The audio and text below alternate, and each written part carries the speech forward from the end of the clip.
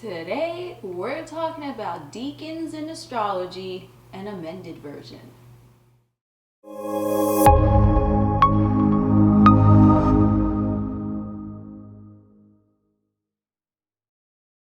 What is up, alienARMy? I am Oculus, the alien next door, purveyor of esoteric lore, and on this channel we discuss everything out of this world. Today's topic, we are going to be discussing Decans a little bit. Not too in-depth because I do have another video on that, but I am going to talk about something that I have noticed, and I'm pretty sure a few of you guys have noticed this too. This is about degrees of zodiac signs and the Decans, and how the astrology wheel is not broken up into firm divisions. It's more a fluid type of transition from one degree to another, from one sign to another. And this is just something really that I personally find to resonate. So if it resonates with you, it does. If it doesn't, it doesn't. But I am going to start off by saying that I do not read cusps. No, okay? So if you do and you want to click off this video, I mean, go ahead. There's plenty of other astrological content out there about cusps, but you will not see that anywhere on this channel because it is not something that I resonate with. Now, when I first got into my astrological endeavors, I read about the cusp, and I just do not see it as anything that is valid, because when any celestial body or planet is in a particular sign, it's not in two signs at once. It's either in, let's say for example, it's either in Aries or it's in Taurus, right? It's not going to be half in, half out. That's why the birth time is very important. Now, the reason that I can see why people are into cusps is because, as I said, it's not like a pizza where one slice divides from another as we go through the 12 slices of the zodiac chart, right? The signs differ, yes. There's a clear demarcation betwixt one sign from another, but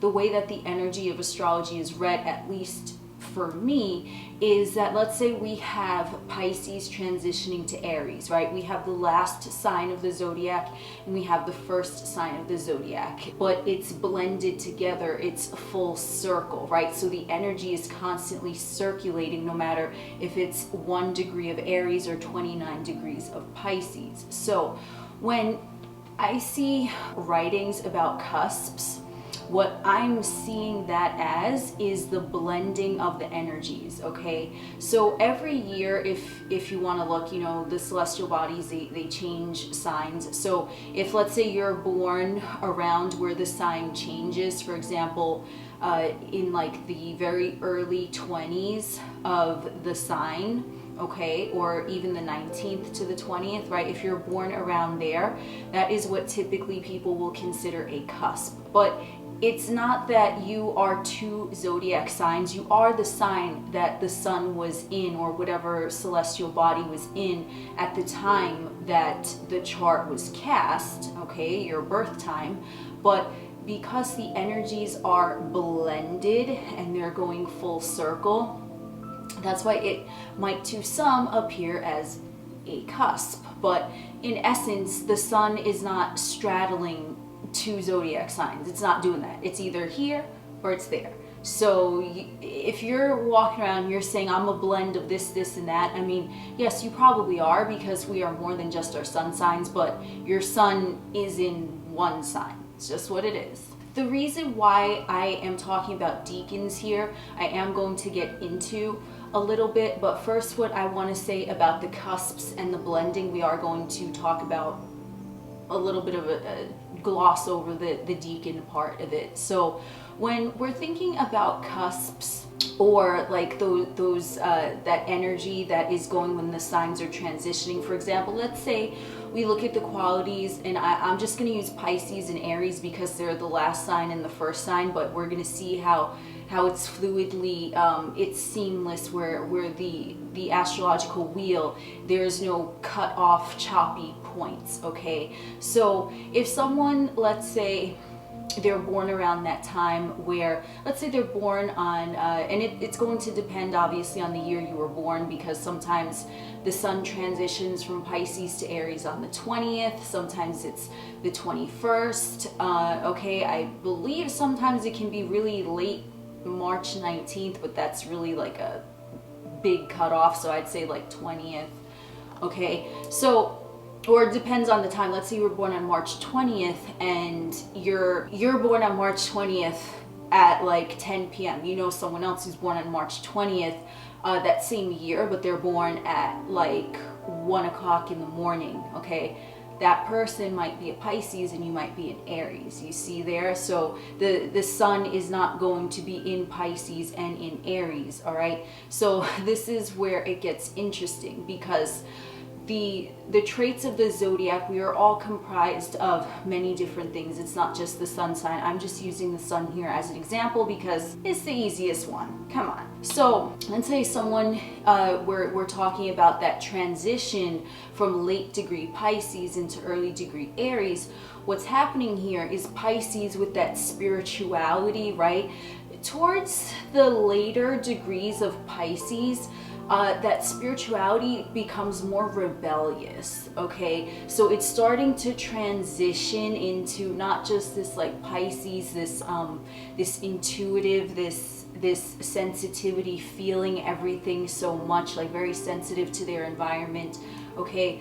It's kind of propelling, it's rolling forward, and it's turning that sensitivity into a little bit of rebellion, and it's getting charged up as the degrees progress, okay?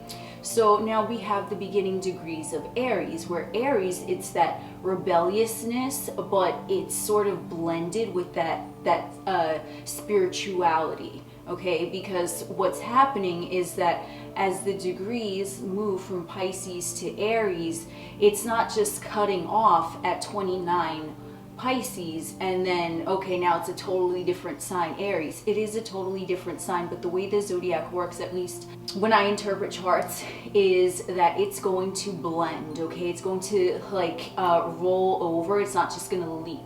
Okay, so now we have this rebelliousness, and I guess I'll go through them all the signs. This is not going to be a scripted video, so it might be a little longer, but you know, we all good.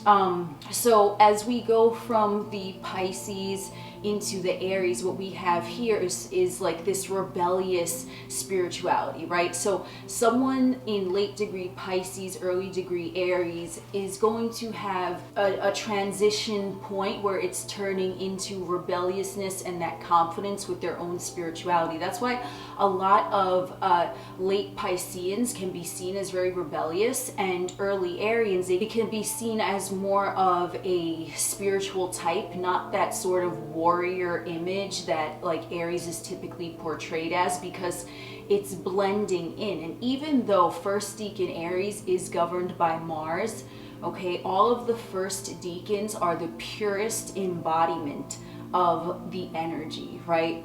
And all of the third degrees are sort of like, they're already mixed because they're governed by the other planets. And again, if you're confused on this, please check out my Decans video where I go into planet Decans and all of that, okay? So if you're a little confused, but it's the purest embodiment, even though it's governed by Mars, okay?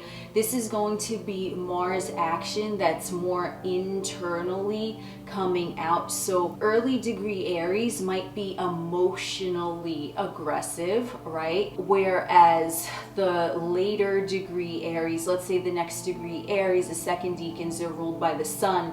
It's more visceral, it's coming out physical, like look at me, look at my actions, look at my aggression. Whereas the Mars, it is Mars and it's operating that way, but because it's the purest embodiment, when it's pure, typically actions are, typically physical actions are taken based off of emotions, right? So it's coming from that aspect. Now, late degree Pisces, the third decan Pisces, is governed by, wait, I know what it is, let me just go in my head, Pluto, okay? So late degree Pisces are governed by Pluto, the third decan, and as you can see, there is a similarity there because Pluto and Mars are similar. That's why they both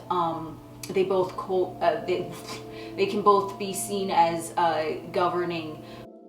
Mars is the co-ruler before Pluto was discovered, because those energies are very, very similar, right? So as we're transitioning from Pluto into Mars, we have this the rebelliousness of Pluto. Wants to revolutionize, it wants to change, and then it's turning into, okay, like I'm gonna be seen as wild and rebellious, but then now let's take it inward and emotionally explore on a personal level. Mars is a personal planet, Pluto is a universal planet, and then we take those and it's sort of blending from like, okay, so we're out there, we've already achieved this big spirituality, we want to be recognized for it in our personal life. So someone with late degree Pisces governed by Pluto might be seen as someone who's revolutionary, and I'm going to keep saying rebellious, okay?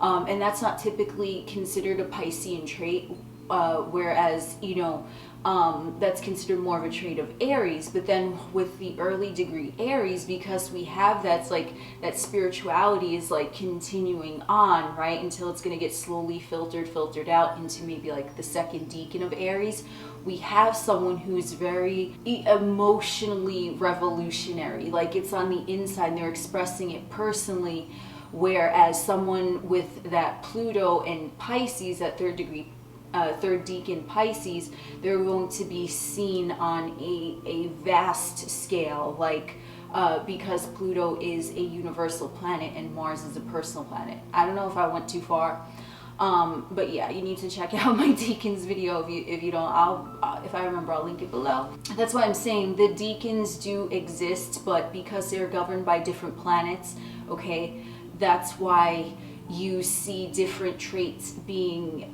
expressed, okay? Not only are they governed by different planets, but it's also, as it's progressing, we have this Pluto natural progression into Mars, okay? So we have all this spirituality that we've amassed, we want to show it off, but then we have to take it inside and sort of absorb it all on a personal level before it can be expressed again through the personalization of the energy of Mars, okay? So now if we want to look at Aries into Taurus, the energy of late Aries moving into early Taurus, we have late Aries, this is being governed by Jupiter, and then we have Taurus with Venus, okay? So Jupiter and Venus are both planets that are sort of into luxury and the finer things, and they can be a bit like flashy, right? So we already have that similarity there with Aries transitioning into Taurus.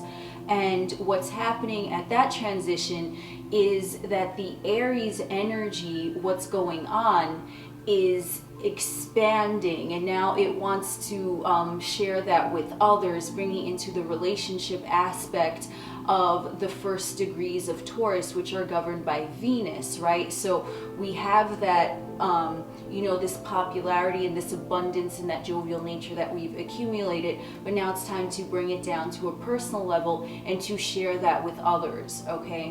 So then we can say the same thing for the other signs, like let's say Taurus transitioning into Gemini, okay? If you've ever observed a late degree Taurus, to me, and obviously it's not just about the sun sign, but I almost can never pinpoint them as a Taurus, like almost never. I'm like, what's going on? What is that, right?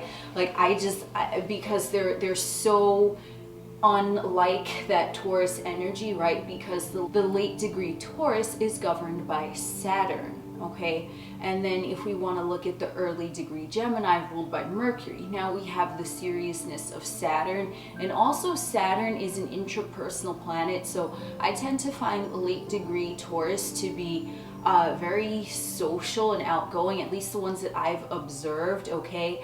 But they can also have like a very serious side to them, like don't fuck with me, okay? And that's pretty much a Taurus trait regardless, but it just seems a little bit I don't know, the late degree Taurus to me with that Saturn placement, it throws me off a little bit, okay? I don't know, because we have the sign of Taurus, then we're transitioning into Mercury. So it's about that seriousness, and then we're transitioning into Mercury, which just wants to be friends with everybody, wants to talk to everyone, is very social by nature, the planet Mercury, which governs the early degrees of Gemini. So when you throw those two planets in the mix together, it's kind of like, whoa, like, because you don't expect someone who's very in control to also be very like kind of hyperactive and all over the place, right? But that's because it's that Saturn energy. Now it's transitioning into that mercurial energy, okay? So it's not just, again, it is not just like we cut off Saturn here and then we jump into Mercury. No, it's like we're sort of fading Saturn out, and we have Mercury start it's starting to be woven in. Like we have a nice little palette there, like Bob Ross, you know, we have a nice little palette, we have happy little planets and things like that. So if we want to take it a step further and go into Gemini blended into Cancer, what's happening here is we have the last decan of Gemini, which is governed by Uranus. You say Uranus, I say Uranus. We have the last decan Gemini, and we have the first decan of Cancer. So then we have Uranus flowing into the moon, right? So we have the last degrees of Gemini governed by Uranus transitioning into the moon. So we have this outer, I wouldn't say rebellion in the way that like last degrees of Pisces are rebellion. We have like, it's more of like a chaotic, whereas they're more like spiritually, like they would have an unorthodox belief system perhaps, whereas someone with you know, the late degrees of Gemini, they would be recognized as someone who's like a little wild and a little bit outlandish, and their thoughts are just like, whoa, like where did that come from? They're totally off the wall, okay? Now we have that blending into the energy of the moon of Cancer, right? So someone born around that that sort of like blending of Gemini into Cancer with Uranus and the moon, they're going to be someone who is somewhat sensitive, because we have that energy of the moon, but it's also they're flamboyant. So this is someone that they might be a little like emotionally forward. They might be a little emotionally forward in the sense that like they might have like erratic emotional outbursts, or they might have an emotional outburst that has nothing to do with the way they're actually feeling on the inside, because they might not want anyone to know what they're feeling on the inside, because remember, Uranus likes privacy. So then we have the moon, which is also hidden, sort of that inner realm as well, right? So we have, there could be an outrageous display of something that seems like an emotion, but it's really not the emotion that's going on the inside. It's just like a trying to divert attention away from what they're really feeling by outrageous behavior, okay? That Gemini blended into Cancer. Now we have Cancer, final decan of Cancer, governed by Neptune. And then we have first decan of Leo, governed by the Sun. So now we have Neptune, and if we want to blend it into the energy of the Sun, what's going to happen here is Neptune with that Cancer placement, there's someone who's spiritual, they can be highly psychic, very sensitive, okay? But with the Sun, it's sort of like they, you know, with that transition into Sun energy, like me, and very visceral, and look at me, and you know, that sort of like warmth. This is someone who is likely to like be very quietly social, and it's more like they will get a vibe from people who they'll want to talk to and intermingle with. They'll feel out a vibe from someone before they start interacting with them, and they might be very hard to get to know. Whereas like you know, Leo energy, especially as we transition to second decan Leo, it's like, you know, it's like everything is up front on the table. Whereas like that blending of the energy, the transition from Cancer into Leo with that Neptune, it's sort of like that nebulous energy. And like I've noticed people that have that kind of placement, it's like they have this this sort of unique vibe to them where it's like they're very noticeable, but it's also like they're noticeable in like a spiritual, like etheric way. It's not like that flamboyant in your face noticeability. It's more like a demure type of energy, okay? Then we have the transition from Leo into Virgo, which is where the energies here, the planets, is we have Mars, the final decan of Leo is governed by Mars, and then we have the first decan of Virgo governed by Mercury. So what's happening here, Mars into Mercury, okay? So this energy, as it's blending, it's transitioning from this Mars, this sort of taking things personally, or being, you know, very protective of the self, being very protective of loved ones, like, that's mine, what are you doing? Like stepping up to the plate, you know, like I got your back, that type of energy. Okay, now this is going to be blended into Mercury. So this is someone who also can be very logical, and someone who can be a little bit erratic and chaotic, but have like a sensitivity of taking things a little too personally, because you know, that type of energy is more someone who is going to internalize their actions, and they might overthink it, because we have Mars, which is personal, transitioning into Mercury, which is also personal. So this person might be very fiercely protective of themselves to a point of being overzealous in not wanting to get hurt themselves, right? Because they can overanalyze or overthink, especially if it's someone that they really care about.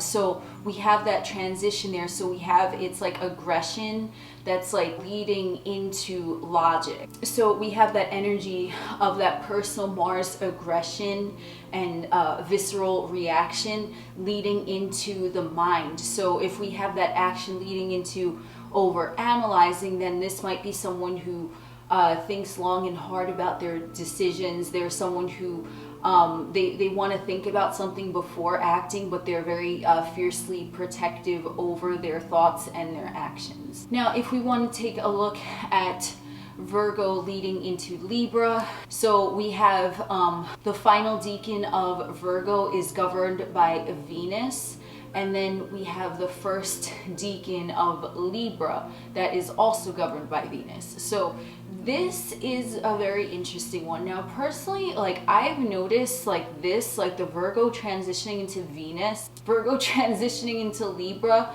both governed by Venus. Now, this type of individual, like born around that time, is going to be like very into attraction and flirtation, and you know, always looking their best, and they can come off as like very seductive in a way, okay? Very logical, intellectual, cold and seductive, okay? Now cold, I mean, because we have that Virgo and we have Libra, right? So natally Virgo is governed by Mercury. Natally Libra is an air sign, right? So that's thought, intellect. So when we have thought, intellect with Venus, this can be someone who might come off as someone who's very striking, but also very logical and unemotional. So that can be an interesting mix, especially if someone, like you find them so attractive, but it's sort of like they look like they're unattainable or something of that nature. Okay, they might carry themselves in a way where they don't seem like they want people, like they want people to look but not touch. I don't know how to describe it. That's just what I've personally noticed with that area, okay? And they're someone who they're very shrewd. They definitely are someone who is going to take a lot of pride in their appearance. Remember, we have Venus. This is someone who likes the finer things. This is someone who doesn't have, for the most part, obviously if other aspects in the chart are going on, you know, whatever, that goes for all the signs, but this is not someone who's going to be flamboyantly emotional. They're not going to burst into tears. They're not going to start, you know, throwing punches. This is someone who's just sort of like collected, and it's like if they get angry, they're just gonna be like, oh, get away from me, like are you stupid? Like it's sort of like that energy, because they with that Venus blending into Venus, there's someone who they want to always appear that they're in control and that they look good in whatever situation. Like they don't want anyone to really see them as being like uncouth or something of that nature. So now we have the transition from Decan, third Decan Libra into first Decan Scorpio, and this Decan is a very interesting one as well, just from what I've observed. We're gonna have someone with the final Decan of Libra. They're governed by Mercury. And then we have the first Decan of Scorpio, which is governed by Pluto. So Mercury and Pluto's energies blended together with that.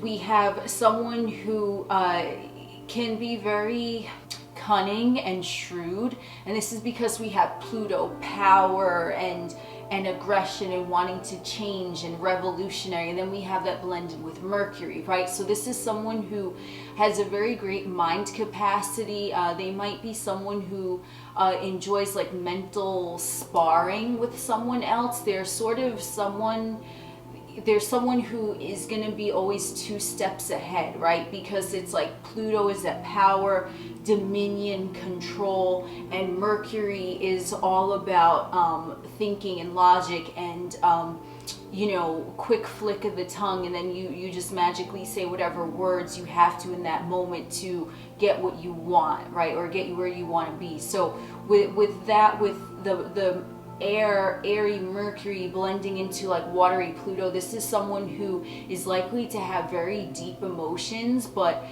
they bottle it up inside, and they're not gonna let anyone really see what cards they were dealt. So then we have the final Decan of a Scorpio blending into the first degrees of Sagittarius. The third Decan of Scorpio is governed by the moon, and the first Decan of Sagittarius is governed by Jupiter. So with this transition here from Scorpio into Sagittarius, we have this emotional thing, right, going on. We have like a water sign governed by the moon, so they can be highly emotional, like emotions changing and maybe a tendency to brood in negativity. But then we have Jupiter coming in, jovial Jupiter stepping in, so it's like that moon energy blending into Jupiter. This is someone who's going to come off as someone who can appear to have mood swings, because it's like this energy here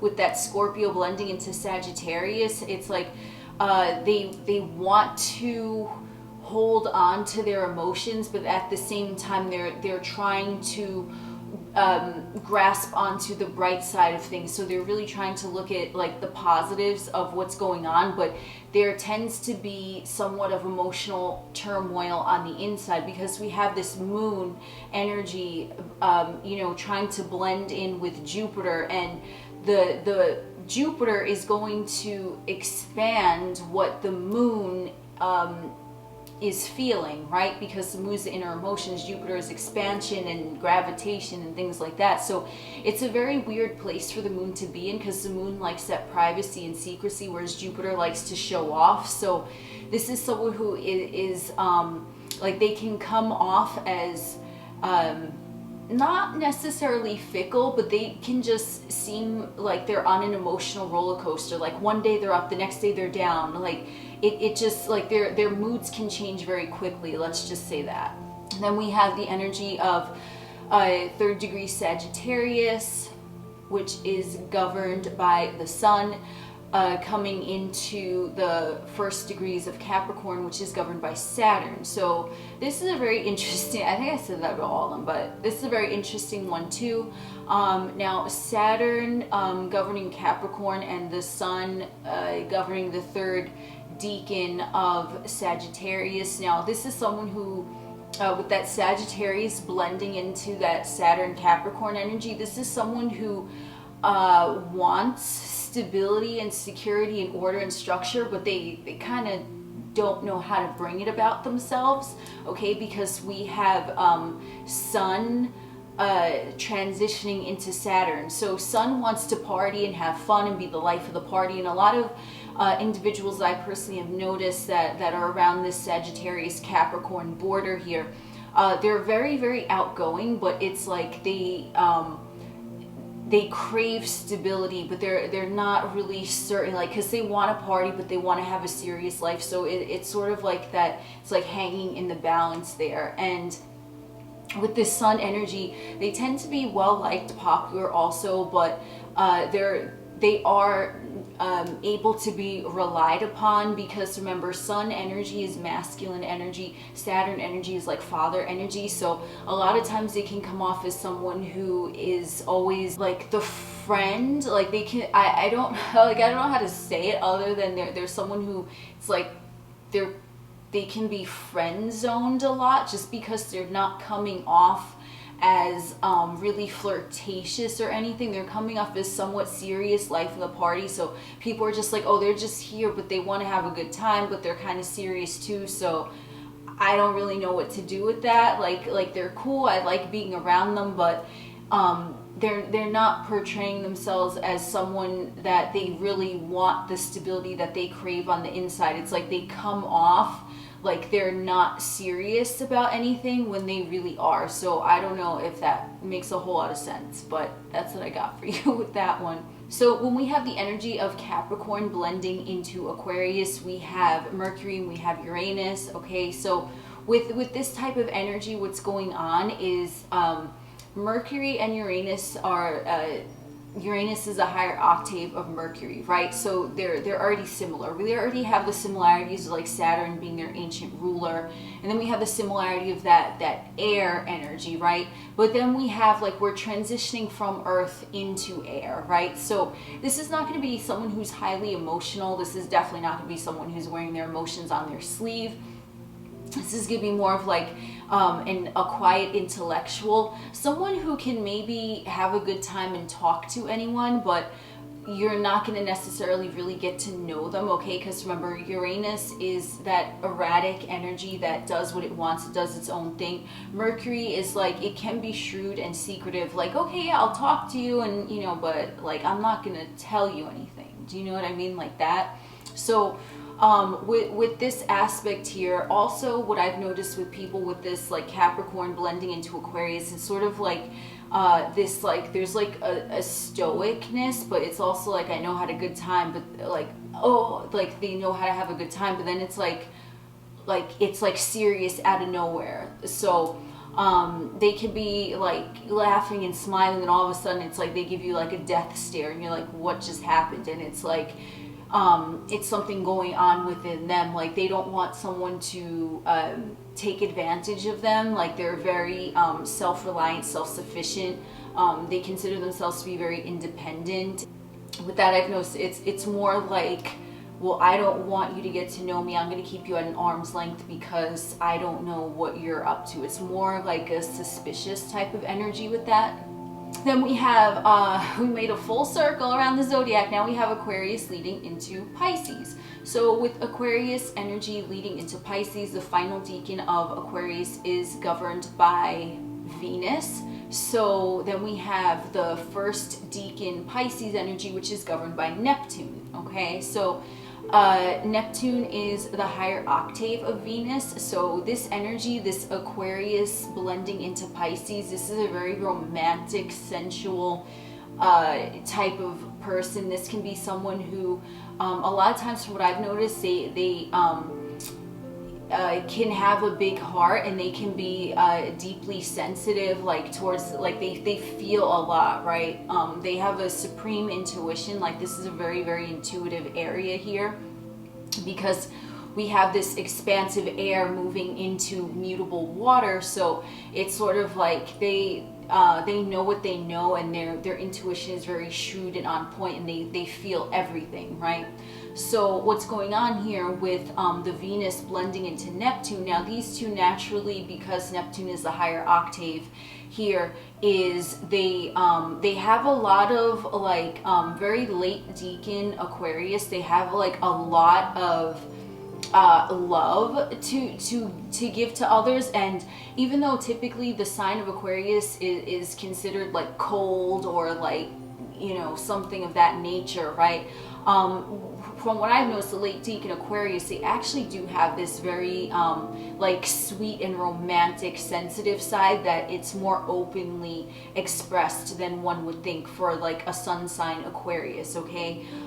It's more, I would say like a hopeless romantic type, because it is Venus ruled, and then we're transitioning into the energy of Neptune. So as Venus fades out and Neptune gets woven in, what's happening is that they're having this more like universal type of love that they're experiencing. So they're able to see all beings really through the eyes of love, or sometimes you might want to think through like rose tinted glasses or something of that nature. But because they're feeling everything and they want to like share with everyone, they can have that they can come off a little bit sometimes as like flaky or sort of like lost in the clouds, but it's like they're very daydreamy, and like they're romantic, and they're not like they can be there, but they can be totally somewhere else in their mind. Like this is someone to get, like if you want to picture someone who's like lost in their head,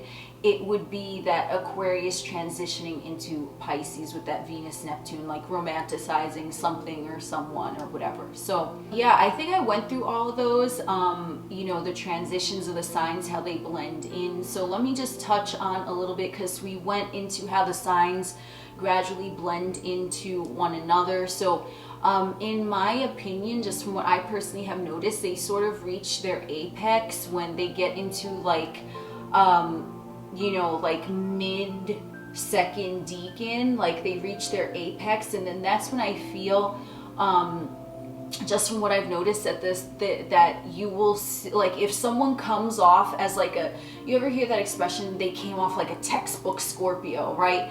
It's I personally noticed that those birthdays tend to be around like the 8th of the month or the 10th or the 12th. Like I feel like that's the apex, even though they're not governed by like the purest celestial body that governs that sign.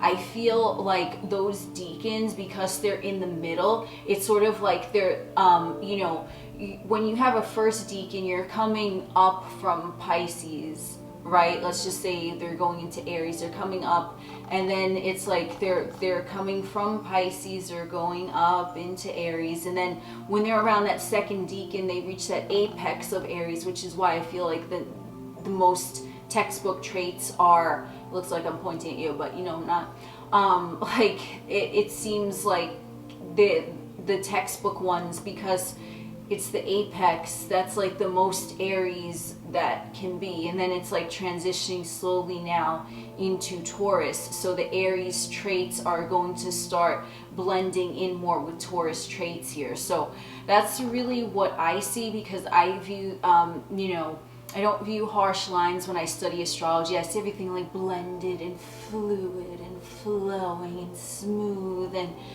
we have the Bob Ross of astrology charts, and we paint happy little planets. So yeah, that's what I personally notice. The second decans, they're sort of like the, you know, they're like the popping collars of that sign. I don't know. That's just what I've noticed. So when someone talks about cusps, what they are really seeing is not the sun straddling two signs. They're seeing the fading out of one energy and the beginning blending in of a new energy. So we have a nice like gradient here. We don't just have stripes, we have a gradient across the zodiacal wheel. And the next thing that I wanted to point out with going about decans is that I personally have noticed, okay, that decans and like dates of birth, now this is going by sun sign only, okay, so let me know if you've noticed this. This is something that I've noticed. Like for me, I'm a first decan of my sun sign, right? And the closest people to me, they are all first decans of their sun sign. okay? And it doesn't necessarily even have to be a sun sign that's allegedly compatible with your sun sign. Like, I'm not talking about Libra and Gemini first decans. It could be a Libra first decan with like a Scorpio first decan, okay? It's just first decan of any sign I tend to just get along with, okay? And for me personally, and again, I'm going by just other charts that I've read over the years, people I've witnessed, you know, this is something that I see, so I mean, it's my channel, I'm gonna talk about it, right? So, but it is interesting though, so let me know if you notice this too, depending on your decan, obviously. So I notice I get along with like first decans the best from everyone, and then after that I would say it's like the third decan, but really towards like that cuspy that cuspy area, right? So like a third decan, very, very late degrees, I get along well with them also. So for me personally, I get along best with people that are born like you know, in the 20s and the 30s of the month, okay? That's just me personally, and I've noticed it's either first decan or very, very late degree last decan, but it could be because since I'm a first decan, my, you know, my sun sign falls in that like close proximity. So it's just something that I've noticed and I wanted to kind of touch on here, because I have noticed that too with you know, also doing compatibility charts for other people and things like that. I will notice that someone will have more compatibility, like romantically, friendship wise, whatever, when they have like their decans in alignment. All right, so with that being said, I do want to say, like, you know, with the middle decans, like for me personally, like people that are born in like the teens, it's not that I don't get along with them, but it's just that they don't really gravitate towards me or vice versa.